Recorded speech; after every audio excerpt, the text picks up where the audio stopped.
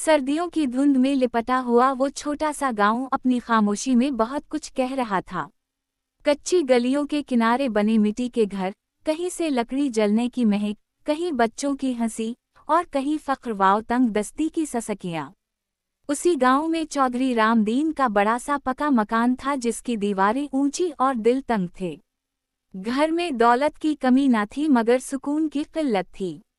रामदीन की बीवी दुनिया देवी सख्त मिजाज औरत थी जिसके लिए रिश्तेदार भी रुतबों में बटे हुए थे। जो अमीर वो अपना, जो गरीब वो बूझ। उसी घर में इसके दो बेटे रहते थे। बड़ा बेटा वकरम पढ़ा लिखा और शहर में मुलाजमत करता था। छोटा बेटा मोहन सादा दिल और गांव ही में खेती बाड़ी संभालता था। वकरम की शादी शहर की पढ़ी लिखी लड़की नेहा से हुई थी। नेहा ने तालीम हासिल की थी, बोलचाल में नफासत थी, लिबास में सलीका था। ससुराल आकर भी वो सबको अदब से सलाम करती, मगर इसकी आंखों में एक हल्की सी अजनबीत थी। वो इस घर की रीतों को समझने की कोशिश करती, मगर अक्सर इसकी बातों को तनस समझ लिया जाता। दूसरी तरफ मोहन की शादी गांव की एक सादा सी उन पर लड़की गोरी से हुई थी। गोरी ने कभी स्कूल का मुंह ना देखा था। उसके हाथों में मेहंदी की जगह खुरदरापन था, बातों में सादगी और आंखों में डर। वो ससुराल आते ही खुद को कमतर समझने लगी, जैसे इसकी हैसियत इस घर में सबसे नीचे हो। दुनिया देवी के रवैये दोनों बहुओं के साथ अलग अलग थे। नेहा को वो ऊपर से नीचे तक देखती, कभी उसकी अंग्रेजी बोलने पर तना देती, कभी उसके लिबास को बेपर्दगी कहकर कौसती। मगर अंदर ही अंदर वो नेहा की तालीम और शहर की तहजीब से मरूब भी थी। गोरी के साथ उसका रवैया ज्यादा सख्त था। जरा सी गलती पर डांट, बर्तन ठीक से ना धुले तो तने, और अगर किसी दिन सालन में नमक कम ज्यादा हो जाए तो इसके हिस्से में खामोशी नहीं बल्कि जिल्लत आती। गोरी सब कुछ चुपचाप सहा लेती। इसे माँ ने यही सिखाया था कि ससुराल में औरत को सब्र का पहाड़ बन जाना चाहिए। एक सुबह दुनिया देवी ने घर के सब लोगों को सहन में बुलाया। सर्दी में धूप निकल आई थी मगर इसकी बातों में सर्द पहर थी। इसने ऐलान किया कि आज मंदिर में बड़ी पूजा है और बहुओं को साथ चलना है। नेहा ने सादा सा सूट पहना और गोरी ने पुरानी सी साड़ी। दुनिया देवी ने दोनों के माथे पर संदूर लगाने का जिक्र किया और कहा कि बहू की पहचान इसके माथे के संदूर से होती है। नेहा ने मुस्कुराकर संदूर दान उठाया और मामूल के मुताबिक माथे पर हल्की सी लकीर खींच ली। गोरी के हाथ कांप गए।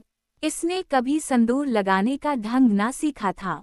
इसने डबी खोली और जरा सा संदूर उंगली पर लिया, मगर घबराहट में ज्यादा लग गया और इसकी पेशानी पर लकीरें बिखर गईं। दुनिया देवी ने ये देखकर तंजिया हंसी हंस दी। इसने गोरी को डांटा कि इन पर को इतना भी नहीं आता कि संदूर कैसे लगाया जाता है। नेहा ने आगे बढ़कर नरमी से गोरी का हाथ थामा और कहा कि कोई बात नहीं, मैं सिखा देती हूँ। मगर दुनिया देवी ने नेहा को रोक दिया और कहा कि जो सीखना है वो अपने घर से सीख कर आए। गोरी की आंखों में आंसू भर आए मगर इसने सर झुका लिया। मंदिर के रास्ते में लोग देख रहे थे। गांव की औरतें सरगोशियां कर रही थीं। कोई कहता कि बड़ी बहू तो पढ़ लिखी है, इसका तो अलग ही रुतबा है, और कोई कहता कि छोटी बहू बेचारी है, इसके नसीब ही खराब हैं। गोरी के दिल में एक चुभन सी उठी। इसे लगा जैसे एक चटक्की संदूर ने उसकी सारी पहचान तय कर दी हो। मंदिर पहुंचकर पुजारी ने सब औरतों को कतार में खड़ा किया। नेहा ने पूजा के तरीके ध्यान से सुने और सही मंत्र दोहराए। गोरी हकलाती रही। वो लफ्जों को ठीक से अदा ना कर सकी। कुछ औरतों ने इस पर हंसी उड़ाई। नेहा ने महसूस किया कि गोरी का दिल टूट रहा है। इसने खामोशी से गोरी के करीब होकर इसके कान में मंत्र आहिस्ता से दोहरा दिए ताकि वो साथ साथ पढ़ सके।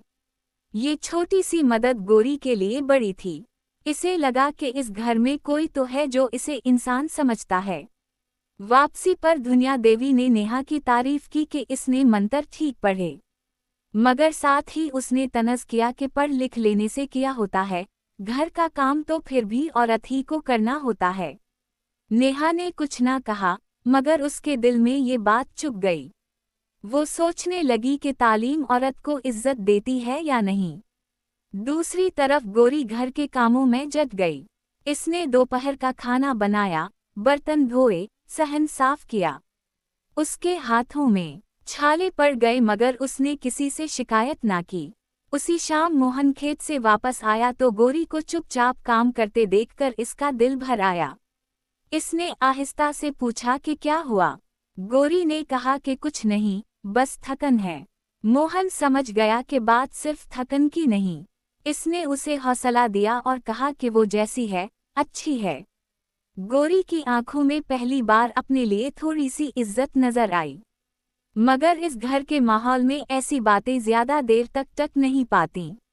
अगले दिन दुनिया देवी ने ऐलान किया कि शहर से रिश्तेदार आ रहे हैं। घर की सफाई सुथराई करनी है। नेहा को मेहमानों के लिए कमरे सजाने का काम मिला और गोरी को बावर्ची खाने की जिम्मेदारी दी गई। गोरी ने सारी रात आटा गूंधा, सब्जियां काटें, दाल चढ़ाई। सुबह होते होते इसकी कमर दिखने लगी। नेहा ने कमरे सजाते हुए देखा कि गोरी थकी हुई है। इसने खुद बावर्ची खाने में जाकर कुछ काम अपने हाथ में ले लिया। दुनिया देवी ने ये देखा तो उसे नागवार गुजरा। इसने कहा कि बड़ी बहू का काम मेहमान नवाजी है, छोटी बहू बावर्ची खाने के लिए है। यूं जैसे दोनों बहुओं के लिए हदें खींच दी गई हूँ। मेहमान आए तो नेहा की बातों की तारीफ हुई। उसकी तालीम, इसकी समझ-बूझ को सराहा गया। गोरी पीछे से चाय और नाश्ता लाती रही। किसी ने उसकी तरफ तवज्जो ना दी। इसके माथे पर लगा वही एक चटक्की संदूर जैसे इसकी किस्मत की लकीर बन गया था। नेहा ने महसूस किया कि इस घर में इज्जत की पैमाइश इल्म और दौलत से होती है, मगर इंसान होने की कदर कोई नहीं करता। रात को जब सब सो गए तो गोरी छत पर जाकर खामोशी से रो पड़ी। नेहा भी नींद न आने पर ऊपर आ गई। इसने गोरी को रोते देखा तो उसके पास बैठ गई। दोनों के दरमियान पहली बार दिल की बातें होने लगें। गोरी ने बताया कि उसे अपनी अनपढ़ होने पर शर्मिंदगी होती है और नेहा ने कहा कि तालीम होने के बावजूद उसे भी यहाँ अपनी जगह बनाने में मुश्किल पेश आ रही है। दोनों ने महसूस किया कि दिख के रंग अलग अलग हो सकते हैं मगर दर्द एक सा होता है। इस लम्हे नेहा ने गोरी के माथे पर लगे संदूर को देखा और आहिस्ता से कहा कि एक चटक्की संदूर औरत की पहचान नहीं, उसका दिल और इसकी मेहनत असल पहचान है। गोरी ने आंसू पौंछे और पहली बार मुस्कुरा कर नेहा की तरफ देखा। उसी खामोश छत पर दोनों बहुओं के दिलों में एक नया एहसास जागा। शायद आने वाले दिनों में ये एक चटक्की संदूर उनकी तकदीर का इम्तिहान बनने वाला था और शायद यही छोटा सा निशान उनकी जिंदगियों को एक नए मोड़ पर ले जाएगा। छत पर होने वाली इस खामोश गुफ्तगू के बाद दोनों बहुओं के दिल में एक दूसरे के लिए नरम गोशा बन चुका था। अगले दिन से नेहा ने कोशिश की कि वो गोरी को छोटी छोटी बातें सिखाए, जैसे हिसाब किताब, मंदिर के मंत्र और बावर्ची खाने के चंद नए तरीके। गोरी भी दिल लगाकर सीखने लगी। इसे यूं महसूस होता जैसे जिंदगी में पहली बार किसी ने उसे कमतर नहीं बल्कि काबिल सीख समझा हो। मगर दुनिया देवी को ये नज़दीकी पसंद न आई। इसे लगा कि बड़ी बहू छोटी बहू को सर पर चढ़ा रही है। इसने नेहा को एक तरफ ले जाकर समझाया कि ज्यादा हमदर्दी दिखाने से घर का निज़ाम बिगड़ जाता है। नेहा ने खामोशी इख्तियार कर ली, मगर दिल में उसने ठान लिया कि वो गोरी को अकेला नहीं छोड़ेगी। एक दिन गांव में मेला लगा। दुनिया देवी ने फैसला किया कि सब बहुएं साथ चलेंगी ताकि रिश्तेदारों और गांव वालों पर रोक पड़े। नेहा ने सादा मगर सलीके से तैयार होकर जाना पसंद किया। गोरी ने पुरानी साड़ी पहनी, मगर नेहा ने उसे अपने जेवर में से एक छोटी सी चूड़ी दे दी। गोरी की आंखों में खुशी की चमक आ गई। मेले में लोगों की नजरें दोनों बहुओं पर थीं। कोई नेहा की तारीफ कर रहा था, कोई गोरी की सादगी को देखकर अफसोस जता रहा था। दुनिया देवी इन बातों से खुश भी हो रही थी और नाराज भी, क्योंकि वो चाहती थी कि सिर्फ नेहा की तारीफ हो। मेले में एक मुकाबला रखा गया जिसमें घरेलू हुनर दिखाने थे। औरतों को मौका दिया गया कि वो खाना पकाने, कढ़ाई या गीत सुनाने में हिस्सा लें। दुनिया देवी ने जबरदस्ती गोरी का नाम लिखवा दिया, ये सोच कर कि गोरी की कमजोरी सबके सामने आ जाएगी और वो खुद को बेहतर साबित कर सकेगी। गोरी घबरा गई। इसे डर था कि वो सबके सामने शर्मिंदा हो जाएगी। नेहा ने उसे हौसला दिया और कहा कि वो अपनी सादा सी डिश बना ले जो वो रोज बनाती है। मुकाबले के दिन गोरी ने सादा मगर जायकेदार खाना तैयार किया। जब जजों ने चखा तो इन्हें इसका जायका बहुत पसंद आया। सब हैरान रह गए कि एक अनपढ़ बहू के हाथ में इतना जायका कैसे हो सकता है। गोरी को पहली बार तालियां मिलें। इसके चेहरे पर शर्म के साथ फख्र भी झलक रहा था। दुनिया देवी को ये मंजर अच्छा ना लगा। इसे लगा कि गोरी को तारीफ मिलने से उसका रोब कम हो रहा है। घर आकर उसने गोरी को किसी ना किसी बहाने डांट दिया। गोरी का दिल फिर टूट गया, मगर उस बार उसने खामोशी से खुद को संभाला। नेहा ने देखा कि सास की सख्ती हद से बढ़ रही है। इसने विक्रम से बात करने की कोशिश की, मगर विक्रम ने कहा कि माँ की आदतें बदलना आसान नहीं। मोहन ने भी माँ के सामने कुछ कहने की हिम्मत ना की। यूं दोनों बहुएं एक बार फिर तन्हा महसूस करने लगें।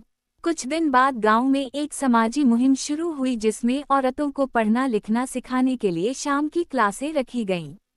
नेहा ने ये खबर सुनी तो उसने गोरी को बताया। गोरी के दिल में ख्वाहिश जागी कि वो भी पढ़ना सीखे, मगर उसे डर था कि सास इजाज़त नहीं देगी। नेहा ने हिम्मत करके दुनिया देवी से बात की। दुनिया देवी ने पहले तो इनकार किया और कहा कि बहू का काम घर संभालना है, स्कूल जाना नहीं। मगर जब गांव की दूसरी औरतों ने भी अपनी बहुओं को भेजने की बात की तो दुनिया देवी ने रोक कायम रखने के लिए इजाज़त दे दी, ये सोच कर कि गोरी चंद दिन में खुद ही हार मान लेगी। पहली क्लास के दिन गोरी का दिल जोर जोर से धड़क रहा था। वो तख्ती और चाक पकड़े कांप रही थी। उस्ताद ने उसे हौसला दिया। नेहा भी साथ गई ताकि गोरी को ढारस मिले। गोरी ने अपना नाम लिखना सीखा। वो खुशी से रो पड़ी। इसे लगा जैसे उसने जिंदगी में कोई बड़ा कारनामा अंजाम दे दिया हो। आहिस्ता आहिस्ता वो हुरूफ पहचानने लगी, छोटे जुमले पढ़ने लगी। इसके अंदर खुद एतमादी पैदा होने लगी। दुनिया देवी ये सब देखकर हैरान थी। इसे लगा कि गोरी वाकई बदल रही है।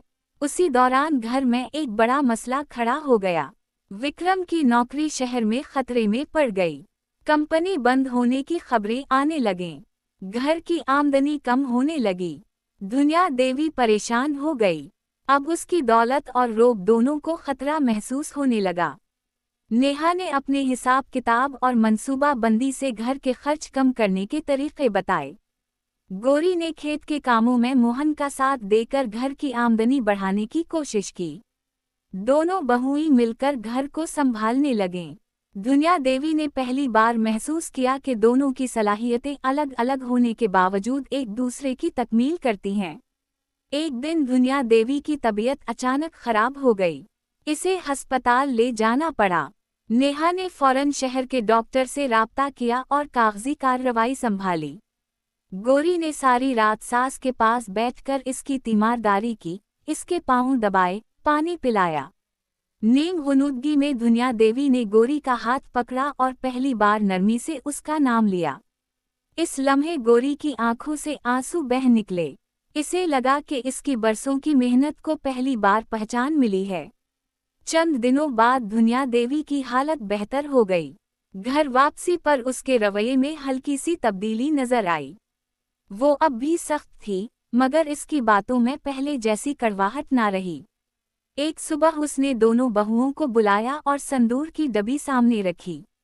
इसने कहा कि वो हमेशा समझती थी कि बहू की इज्जत इसके माथे के संदूर में है, मगर अब उसे लगता है कि असल इज्जत इसके किरदार और मेहनत में होती है।